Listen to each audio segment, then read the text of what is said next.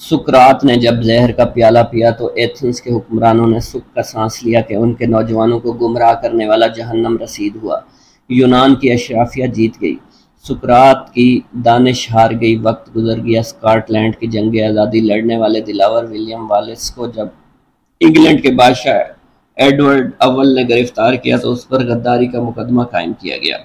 اسے برہنہ کر کے گھوڑوں کے سموں کے ساتھ باندھ کر لندن کی گلیوں میں گھسیٹا گیا اور پھر ناقابل بیان تشدد کے بعد اسے پھانسی دے کر لاش کے ٹکڑے ٹکڑے کر دیے گئے۔ اس وقت کا بادشاہ جیت گیا، ولیم ویلس ہار گیا۔ وقت گزر گیا، گلیلیو نے ثابت کیا زمین اور دیگر سیارے سورج کے گرد گھومتے ہیں، تو یہ کیتھولک عقائد کی خلاف ورزی تھی۔ چرچ نے گلیلیو پر کفر کا فتویٰ لگایا اور اسے غیر معینہ مدت تک کے لیے قید کی سزا سنا دی گئی۔ یہ سزا 1633 میں سنائی گئی۔ گلیلیو اپنے گھر میں ہی قید رہا اور 1642 میں وہیں اس کی وفات ہوئی۔ پادری جیت گئے، سائنس ہار گئی، وقت گزر گیا۔ جیوراڈانو برنو پر بھی چرچ کے عقائد کی طرف سے انحراف کرنے کا مقدمہ بنایا گیا۔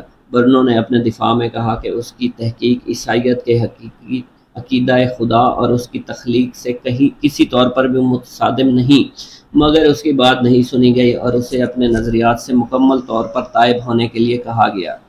برونو نے انکار کر دیا۔ پوپ نے برونو کو کافر قرار دے کر 8 فروری 1600 کے جب اسے فیصلہ پڑھ کر سنایا تو برونو نے تاریخی جملہ کہا: میں یہ فیصلہ سنتے ہوئے اتنا خوفزدہ نہیں ہوں جتنا تم یہ فیصلہ سناتے ہوئے خوفزدہ ہو۔ برونو کی زبان کاٹ دی گئی، زندہ جلا دیا گیا۔ پوپ جیت گیا، برونو ہار گیا، وقت پھر گزر گیا۔ حجاج بن یوسف جب خانہ کعبہ پر آگ کے گولے برسا رہا تھا، اس وقت ابن زبیر نے جواں مردی کی تاریخ رقم کی۔ انہیں مسلسل ہتھیار پھینکنے کے پیغامات موصول ہوئے، مگر آپ رضی اللہ تعالیٰ عنہ نے انکار کر دیا۔ اپنی والدہ حضرت اسما سے مشورہ کیا، انہوں نے کہا: اہل حق اس بات کی فکر نہیں کیا کرتے کہ ان کے پاس کتنے مددگار ساتھی ہیں، جاؤ تنہا لڑو، اطاعت کا تصور بھی ذہن میں مت لانا۔ ابن زبیر رضی اللہ تعالیٰ عنہ نے صفاق حجاج بن یوسف کا مقابلہ کیا، جام شہادت نوش کیا۔ حجاج نے آپ کا سر کاٹ کر خلیفہ عبد الملک کو بھجوا دیا اور لاش لٹکا دی۔ خود حضرت اسما کے پاس پہنچا اور کہا کہ تم نے بیٹے کا انجام دیکھ لیا؟ آپ نے جواب دیا: ہاں، تو نے اس کی دنیا خراب کر دی اور اس نے تیری عقبہ بگاڑ دی۔ حجاج جیت گیا، ابن زبیر رضی اللہ تعالیٰ عنہ ہار گئے، وقت پھر بھی گزر گیا۔ ابو جعفر منصور نے کئی مرتبہ امام ابو حنیفہ کو قاضی القضاء بننے کی پیشکش کی، مگر آپ نے ہر مرتبہ انکار کیا۔ ایک موقع پر دونوں کے درمیان تلخی بڑھ گئی۔ منصور کھلم کھلا ظلم کرنے پر اتر آیا۔ اس نے انہیں بغداد میں دیواریں بنانے کے کام کی نگرانی، اینٹیں گننے پر مامور کر دیا، مقصد ان کی ہتک کرنا تھا۔ بعد ازاں منصور نے امام ابو حنیفہ کو کوڑے مارے، اذیت ناک قید میں رکھا، بالآخر قید میں انہیں زہر دے کر مروا دیا گیا۔ سجدے کی حالت میں آپ کا انتقال ہوا۔ نماز جنازہ میں مجمع کا حال یہ تھا کہ 50,000 لوگ امڑ آئے۔ 6 مرتبہ نماز جنازہ پڑھائی گئی۔ منصور جیت گیا، امام ابو حنیفہ ہار گئے، وقت پھر بھی گزر گیا۔ تاریخ میں ہار جیت کا فیصلہ طاقت کی بنیاد پر نہیں ہوتا۔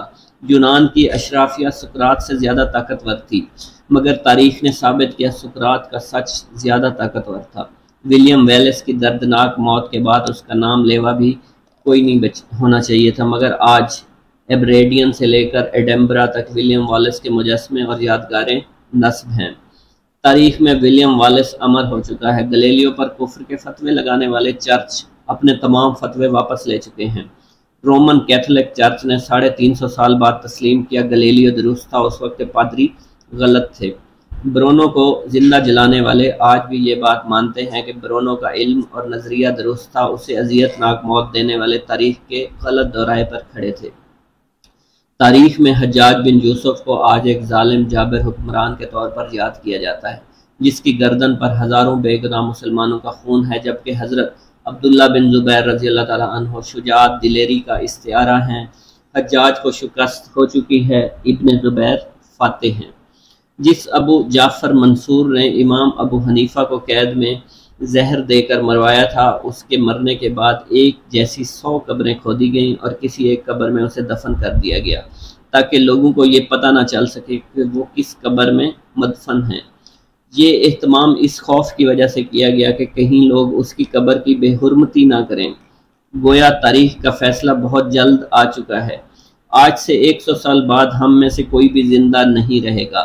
تاریخ ہمیں رونتی ہوئی آگے نکل جائے گی۔ آج یہ فیصلہ کرنا مشکل ہے کہ ہم میں سے کون تاریخ کی صحیح سمت میں کھڑا ہے اور کون تاریخ کے غلط دوراہے پر ہے، کون حق کا ساتھی ہے، کون باطل کے ساتھ کندھا ملائے ہوئے ہے، کون سچائی کا علم بردار ہے اور کون جھوٹ کی ترویج کر رہا ہے، کون دیانت دار ہے، کون بے ایمان ہے، کون ظالم ہے، کون مظلوم ہے۔